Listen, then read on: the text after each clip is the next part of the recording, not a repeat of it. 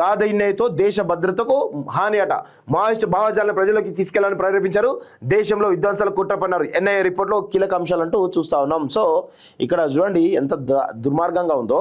ఒకసారి ఆ యొక్క రిపోర్టు ఏదైతే ఉందో దాన్ని ఒకసారి మీకు ఆ రిమాండ్ రిపోర్ట్ ఒకసారి మీకు చూపించేటువంటి ప్రయత్నం చేస్తా.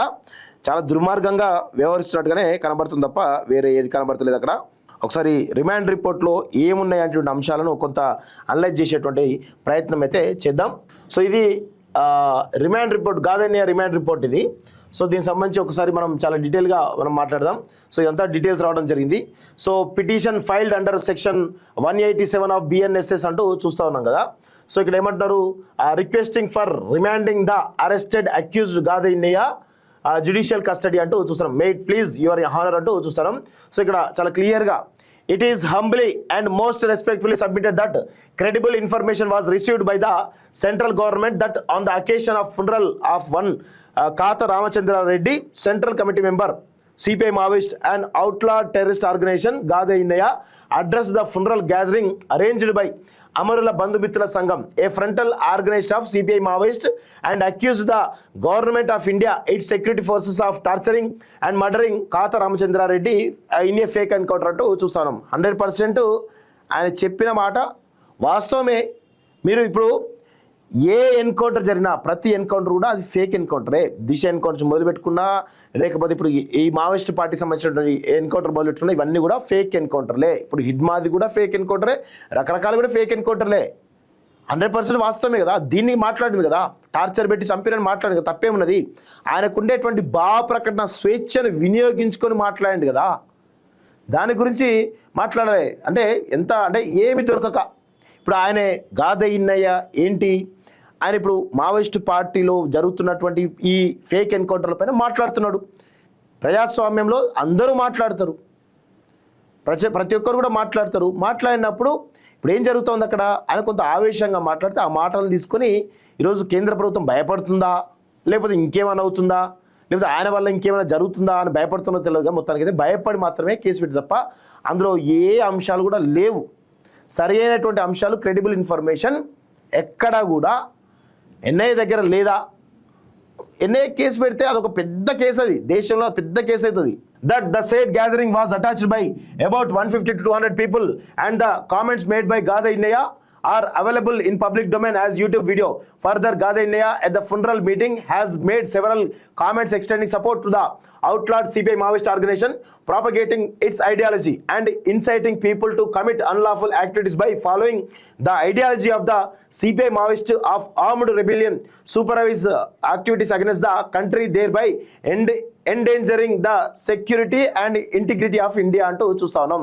సో ఇక్కడ ఏమీ లేదండి, కేవలం గాదే ఇన్నయ్యను అరెస్ట్ చేయాలని చెప్పేసి వాళ్ళ అరెస్ట్ వెనకాల ఖచ్చితంగా మల్లోజుల వేణుగోపాల్ పాత్ర ఉంటుంది, ఆశన్న పాత్ర ఖచ్చితంగా ఉంటుంది. ఎందుకంటే వాళ్ళిద్దరే ప్రధానమైనటువంటి కారణంగా కనబడుతున్నారు. ఎందుకంటే వాళ్ళిద్దరిపైనే ఆ స్పీచ్లో కరెక్ట్గా మీరు అబ్జర్వ్ చేస్తే ఈరోజు గాదే ఇన్నయ్య టార్గెట్ చేసి మాట్లాడింది ఎవరిని టార్గెట్ చేసి మాట్లాడిండు, కేవలం మల్లోజుల వేణుగోపాల్, అదేవిధంగా ఇటు ఆశన్న ఇద్దరు కూడా మావోయిస్టు పార్టీ సిద్ధాంతాలకు ద్రోహం చేశారనే కోణంలో మాట్లాడిండు. సో ఇప్పుడు మాట్లాడినప్పుడు ఎవరికి కాలుతుంది ఇక్కడ, వాళ్ళిద్దరికి కాలుతుంది కదా. సో వాళ్ళిద్దరు కలిసే ఈరోజు గాదే ఇన్నయ్యను పైన కుట్ర చేసి కేసు పెట్టించి ఈరోజు అరెస్ట్ చేయించారనేది చాలా స్పష్టంగా అర్థమవుతుంది తప్ప అందులో వేరే విషయాలు ఏం లేవు. చాలా క్లియర్గా రిమాండ్ రిపోర్ట్ చూస్తే మీకు చాలా క్లియర్గా అర్థమవుతుంది. It is humbly submitted that based on this credible information received central government opened that scheduled offence under NIA Act 2008 has been committed and having regard to the gravity of the offence, its national ramification and the need to unearth the larger conspiracy, directed the National Investigation Agency to take up the investigation of the case wide CTCR division, Ministry of Home Affairs order అంటూ చూస్తా ఉన్నాం. So it is humbly submitted that pursuant the aforesaid order of the Ministry of Home Affairs, National Investigative Agency, Hyderabad registered case అంటూ చూస్తా ఉన్నాం. So అది ఏ section కింద 152 of the BNS 2023 and sections 13 and 39 of the unlawful activities అంటూ చూస్తా ఉన్నాం. మరి ఏం అన్లాఫుల్ యాక్టివిటీస్ ఎందుకు తెలియదు కానీ మొత్తానికి వీళ్ళు డిసైడ్ అవుతున్నట్టు అర్థమవుతుంది.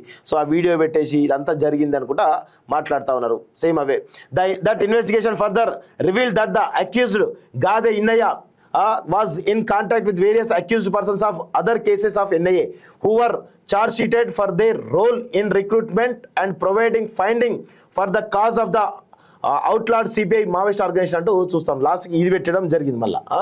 సో ఇక్కడ ఏం చెప్తున్నారు, it is submitted that the consequent to the registration of the affair by NIA Hyderabad investigation was taken up and the said comments of Gade Innaiah which are available in YouTube at the అంటూ చూస్తూ ఉన్నాం. So దీనిలో ఏదైతే ఈ వీడియోలో కాత రామచంద్రారెడ్డికి సంబంధించినటువంటి మీటింగ్లో మాట్లాడిన విషయాలు అది కొంత ఏదైతే సపోర్ట్ మావోయిస్ట్ పార్టీ సపోర్ట్ చేస్తుండగా కనబడుతుంది. అదంతా ఏమీ ఉందో లేదో నాకు తెలియదు, కానీ అందులో ఏంది అంటే చాలా క్లియర్గా మల్లోజుల వేణుగోపాల్ ఆశలు టార్గెట్ చేస్తున్నట్టుగా కనబడ్డది తప్ప వేరే ఏమీ లేదు అక్కడ. అంతే తప్ప ఇక దానికి ఇంత పెద్ద కేసు పెట్టాల్సిన అవసరం అయితే లేదు. ఇక అది జరుగుతూ ఉన్నది. That based on the findings of the investigation till date the role of the Gade Innaiah in commission of offences was made out accordingly. It was decided to arrest Gade Innaya. That's consequently Gade Innaya arrested at is residence అంటూ చూస్తాను. So legal process అన్ని కూడా పూర్తి చేసి arrest చేసినట్టుగా చూస్తాను. దానికి సంబంధించినటువంటి ఏదైతే సబ్మిట్ చేసినటువంటి రిపోర్ట్ పైన మొత్తం వాళ్ళు ఏం చేశారు ఏంటి అనేది మొత్తం క్లియర్గా రాయడం జరిగింది. సో దానికి సంబంధించినటువంటి రిపోర్ట్ ఎవరైతుందో ఇది రిమాండ్ డైరీలో ఏమున్నాయి పెద్దగా, ఓన్లీ క్లియర్గా అలా అన్ని విషయాలు కూడా ఉన్నాయి. రిమాండ్ డైరీలో ఆయన మాట్లాడినటువంటి విషయాలు పబ్లిక్ డొమైన్లో ఉన్నాయి. దాని ప్రకారం కేసు పెట్టని చెప్పేసి అలా రకరకాల అలా కొన్ని యాడ్ చేస్తూ ఉన్నారు. ఈయన వాళ్ళతో సంబంధం లేదు, వీళ్ళతో సంబంధం లేదు, వాళ్ళతో మాట్లాడుతాం వీళ్ళతో మాట్లాడుతాం చెప్పేసి చెప్పి మొత్తానికి ఒక పాయింట్ కూడా యాడ్ చేసేసి అరెస్ట్ చేయడం జరిగింది అని చాలా స్పష్టంగా తెలుస్తోంది.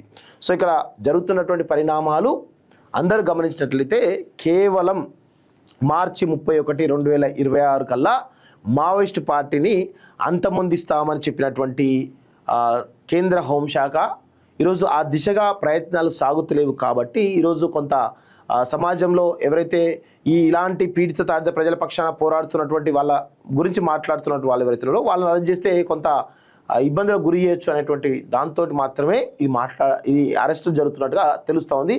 ఈరోజు ఇన్నయ్య అరెస్ట్ అయ్యిండు, రేపు ఇంకొంతమంది కూడా అరెస్ట్ అయ్యేటువంటి అవకాశం కూడా ఉంది. సో ఎంత సైలెంట్ చేయడానికి మాత్రమే ఈ ప్రయత్నం తప్ప వేరే ఏది కనబడతలేదు. సో ఇది చాలా స్పష్టంగా గుర్తుపెట్టుకోవాల్సిన అంశం. ఇది రిమాండ్ డైరీలో ఉన్నటువంటి కీలకమైనటువంటి విషయాలు. రూపాయికే ప్రతిరోజు 2GB హై స్పీడ్ పీడా 30 రోజుల వ్యాలిడిటీతో అపరిమిత వాయిస్ కాల్స్, రోజుకు 100 SMSలు. BSNL బంపర్ ఆఫర్, కొత్త సిమ్ MSP కస్టమర్లకు మాత్రమే అంటూ చూస్తూ ఉన్నాం. మొత్తానికి అయితే చాలా పెద్ద ఆఫర్ ఇచ్చినట్టు తెలుస్తూ ఉంది.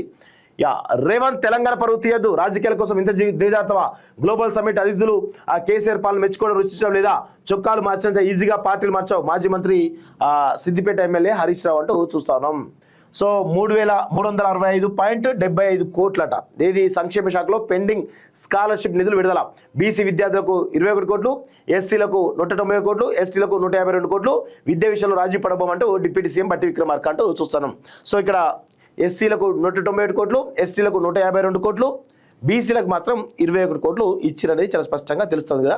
సో అడుగడుగునా ఇప్పుడు వీళ్ళకి ఏంగా మేము వద్దంటలేం, కానీ ఇక్కడ 21 కోట్లు కాకుండా ఇంకెక్కువ ఇస్తే బాగుండే కదా. అంటే బీసీలను కూడా ఏ విధంగా ఈ స్కాలర్షిప్ల విషయంలో కూడా బీసీలను ఏ విధంగా కాంగ్రెస్ ప్రభుత్వం అరగదొక్కుతుందో ఒకసారి బీసీ సమాజం ఆలోచించాలి. 100% బీసీలు ఈరోజు బీసీల ద్రోహి కాంగ్రెస్ పార్టీగా చాలా స్పష్టంగా మరొకసారి మీకు అర్థమవుతా ఉన్నట్టుగా కనబడతా ఉంది.